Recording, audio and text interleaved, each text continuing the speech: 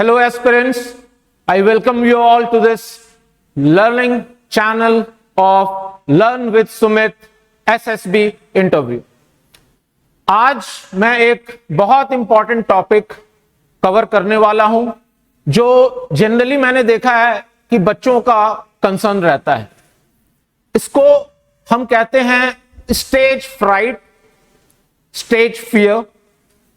ठीक है, ये क्या है, इसके सिम्टम्स क्या हैं और हम इसको कैसे मैनेज कर सकते हैं, ये मैं इस छोटी सी प्रेजेंटेशन में कवर करने की कोशिश करूंगा, क्योंकि ये एक बहुत इंपॉर्टेंट एलिमेंट है आपके न सिर्फ एसएसबी रिकमेंडेशन प्रोसेस का, but after getting recommended throughout your career as an officer in army. ये इसके बिना आप वहां सर्वाइव ही नहीं कर सकते, राइट? तो आओ शुरू करते हैं।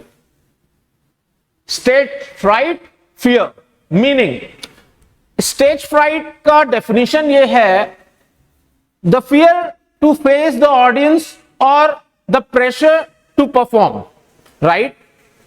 Face the audience doesn't mean कि वहां एक फॉर्मल स्टेज होगा और आपके सामने माइक होगी और हजारों की ऑडियंस सामने बैठे होगी। No, it can be a normal platform, audience 10 हो, 10,000 हो या पूरा बहुत बड़ा स्टेडियम हो, राइट?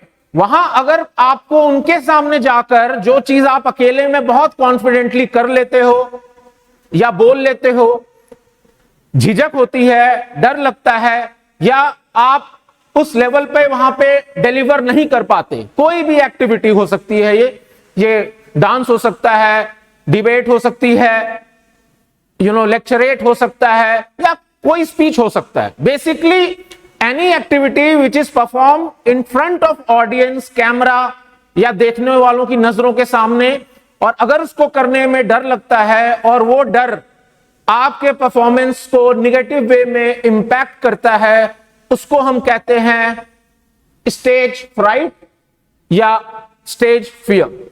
ऑलराइट, अब देखो importance during normal life, SSB interview या डिफेंस कैरियर थ्रू आउट, जो मैंने इससे पहले आपको ब्रीफ में बताया।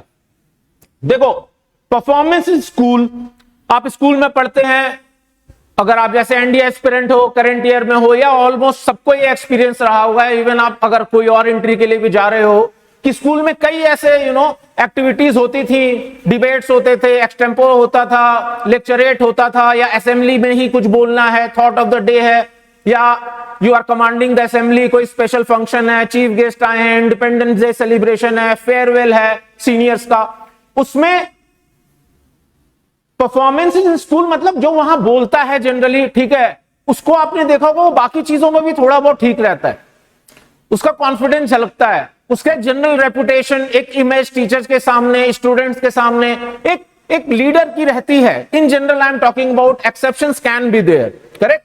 तो ये उस लाइफ में भी बहुत इंपॉर्टेंट होता है। सेल्फ कॉन्फिडेंस आपका झलकता है कि आप 4 लोगों के सामने अपनी बात को सही तरीके से रख सकते हैं या कोई भी एक्टिविटी कैरी कर सकते हैं। तो ये जनरल लाइफ में भी एक बहुत इंपॉर्टेंट एस्पेक्ट है, अगर आप एसएसबी और फोर्सेस को एक बार भूल भी जाएं। लेकिन चूंकि हम यहां स्पेसिफिकली टारगेट कर रहे हैं रिकमेंडेशन इन एसएसबी, तो देखो बच्चों, एसएसबी में आप जानते हो ग्रुप टास्क जो होते हैं वो एक बहुत ही इंपॉर्टेंट फैक्टर है आपके रिकमेंडेशन के जर्नी में। तो वहां कई एक्टिविटीज, ऑलमोस्ट मैं कहूंगा सारी एक्टिविटीज ऐसी होती हैं जो आप अकेले में नहीं करते। Apart from psychological test and interview जो होती है वो 1-to-1 बेसिस पे होती है, या साइकोलॉजी में आप कुछ टेस्ट पेपर पे लिखते हैं, सारी एक्टिविटीज ग्रुप में होनी है वहां पे। Group means if you eliminate yourself from that group and stand in front of it, that group becomes the audience for you, correct? तो अगर आप वहां कॉन्फिडेंटली कुछ भी बोलना चाहते हो, कुछ भी एक्सप्लेन कर रहे हो, या जैसे ग्रुप प्लानिंग एक्सरसाइज में आपको नॉमिनेट कर दिया जाता है, या साइकोलॉजिकल एनालिसिस में भी मान लो आपको कभी कुछ बताना है, नरेट करनी है, जस्टिफिकेशन देना है, तो उस समय आपको इस स्टेज फियर के एलिमेंट को जीतना है या इससे पार पाना है, करेक्ट?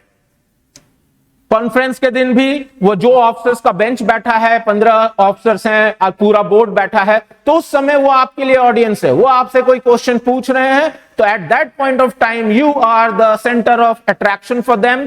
सो ये बहुत इंपॉर्टेंट है कि हम स्टेज फियर अगर हम में है तो उसको कैसे मैनेज करना है, ये स्किल हम सीखें या अपने आप को ट्रेन करें।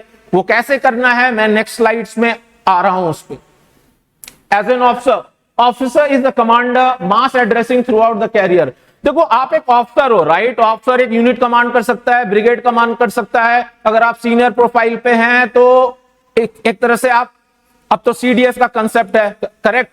तो उसमें आप तीनों फोर्सेस के ही कमांडर होते हैं। तो उस प्लेटफॉर्म पे आपको कई बार बहुत लार्ज मासेस को एड्रेस करना होता है, उसको भी आप हटा दो। रिपब्लिक डे परेड वगैरह आपने देखी होगी, उसमें जो कमांडर होता है वो, सोचो आप कितनी बड़ी एक संख्या के सामने कितना कॉन्फिडेंटली कोई भी टास्क या कोई भी उसको प्रोजेक्ट करना है चीज, वो कितने अच्छे से कर पाता है, या फॉर दैट मैटर अगर लेडी ऑफिसर है तो कर पाती है, करेक्ट?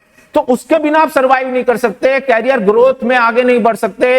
अगर 10 लोगों में आप में है वो क्षमता या एबिलिटी, तो ऑब्वियसली आप उनसे एक स्टेप ऊपर रहोगे और उस कॉन्फिडेंस का आपको advantage throughout your career रहेगा बच्चों। ऑलराइट, अब देखो सिम्टम्स क्या हैं, कैसे पता चलता है कि भाई मेरे को स्टेज फियर है कि नहीं? आई एम श्योर जिसको है उसको पता चल जाता होगा, और ये जनरल सिम्टम्स हैं जो from medical point of view describe किए गए हैं, जो इस पे रिसर्च हुई है। इसकी कोई कॉज अभी तक इस तरह से आइडेंटिफाई नहीं की गई है, बिकॉज इसको डिजीज के मतलब कैटेगरी में नहीं रखा गया है। It is more dependent upon your brain, basically subconscious mind हो, अनकॉन्शियस हो या कॉन्शियस माइंड हो, उससे रिलेटेड कुछ हार्मोन्स बॉडी में सीक्रेट होती हैं, उसकी वजह से फिजिकल सिम्टम्स क्या क्या आ सकते हैं। आपको बटरफ्लाईज इन स्टोमक लग सकता है, एक्सट्रीम नर्वसनेस लग सकती है स्टेज को अपीयर करते समय, ठीक है? आपके हाथ कांप सकते हैं, पैर शेक कर सकते हैं, आंखें बंद हो सकती हैं, लिप्स वाइब्रेट हो सकती हैं, काफी पसीना आ सकता है, हार्ट बीट बढ़ जाती है, सांसें बहुत तेज हो जाती हैं। आई एम श्योर ये एक्सपीरियंस बहुत लोगों ने किया होगा, जबकि नॉर्मल लाइफ में, डे टू डे लाइफ में, अपने दोस्तों से बात करते समय, अपने मम्मी पापा पिताजी के साथ, या और भी जो नॉर्मल कैजुअल ग्रुप है, ट्यूशंस में, आप एकदम कॉन्फिडेंट और नॉर्मल रहते होगे। बट उसी समय में अगर आपको एक स्कूल का कोई फॉर्मल फंक्शन है, उसमें आपको स्टेज पे बुलाया जाता है, तो ये सिम्टम्स कई बार आदमी या जो भी है इंसान कैंडिडेट वो अब फील करता है। देखो थोड़ा नर्वसनेस नेचुरल है, फॉर्मल इवेंट है, राइट? बट कहते हैं ना excess of anything is bad, right? तो वो नॉर्मल लेवल पे हो तो ठीक है, आपको परफॉर्मेंस का एक प्रेशर रहता है और आप अच्छे से तैयारी करते हो, लेकिन अगर वो चीज ज्यादा हो जाती है तो फिर वो स्टेज फ्राइट के कैटेगरी में पहुंच जाती है और आपके परफॉर्मेंस को निगेटिव रूप में इंपैक्ट करने लगती है। जैसे मैंने ये सब एक्सप्लेन कर दिया। अब देखो बॉडी के गेस्चर्स, जैसे हाथ हिल रहे हैं, पैर कांप रहा है, आंखें बंद हो रही हैं, पसीना बहुत आ रहा है, ठीक है? और इसका सबसे जो एक्सट्रीम लेवल होता है वो होता है going completely blank.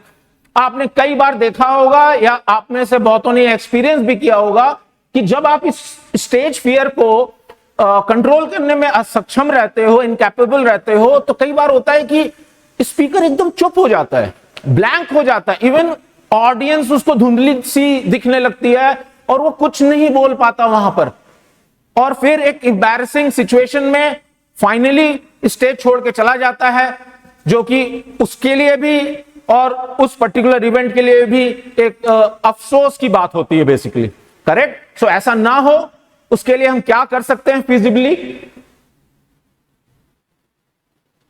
Management measures, ठीक है? देखो मैं हमेशा कहता हूं किसी भी स्पेशल इवेंट और ओकेजन के लिए आपको एक साउंड फिजिकल और मेंटल स्टेट में होना चाहिए। अब इसका क्या मतलब है?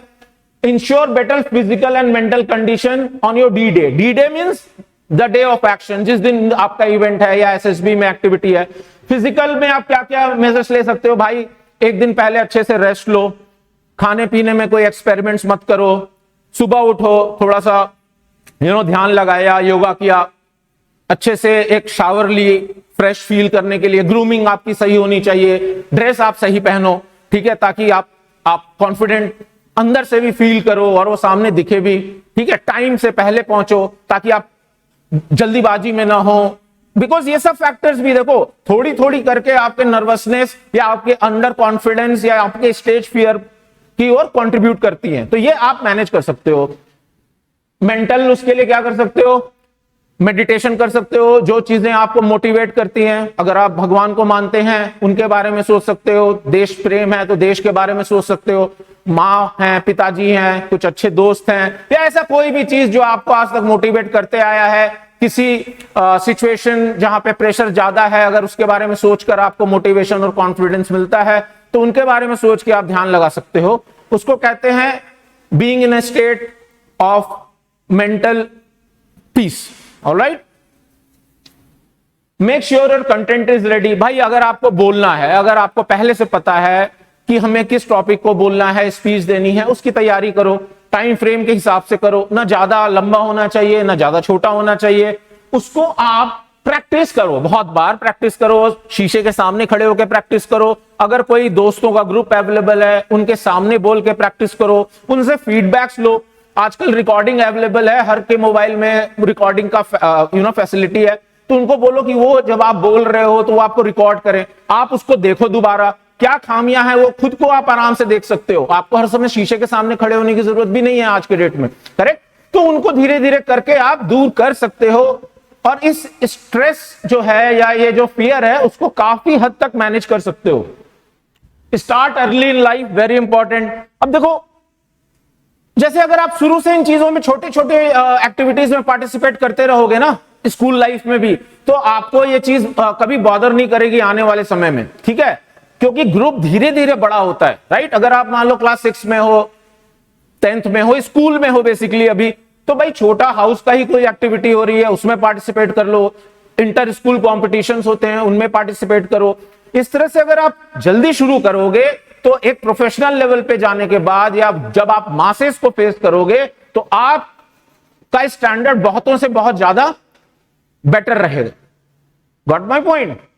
अब मैं इसके सबसे इंपॉर्टेंट प्रैक्टिकल और ऑन ग्राउंड मैनेजमेंट टेक्निक पे आता हूं, जो मैं खुद भी इस्तेमाल करता हूं और आपको भी सजेस्ट करूंगा। देखो, think of the audience as your friends. Please मेरी बात ध्यान से सुनना। आप अपने दोस्तों के साथ जब ग्रुप में पिकनिक पे जाते हो तो वहां आपको कोई नर्वसनेस फील नहीं होती, आप हंसते हो, खेलते हो, जोक्स क्रैक करते हो, अपना पॉइंट ऑफ व्यू भी रखते हो, रैंडम टॉपिक्स पे भी आराम से डिस्कशन कर लेते हो। क्यों? क्योंकि वहां वो आपके दोस्त हैं, आपको एक सेंस ऑफ इक्वालिटी लगती है इस वजह से।